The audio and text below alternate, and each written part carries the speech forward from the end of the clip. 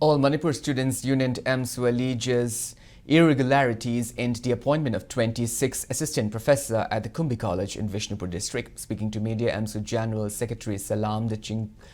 Changkhonba stated that the student body carried out an inspection of the aided college under its campaign for total education, an initiative aimed at ensuring a quality education system in the state. During the inspection, Amsu found that 26 assistant professors were recruited in 2025.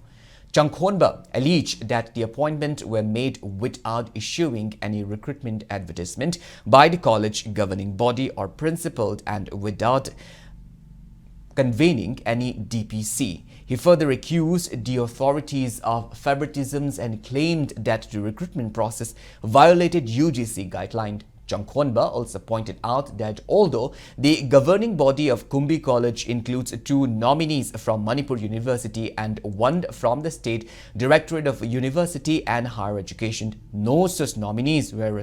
reportedly involved in the selection process. Amsu has urged the relevant government departments to take action against those responsible and demanded the immediate removal of the assistant professors.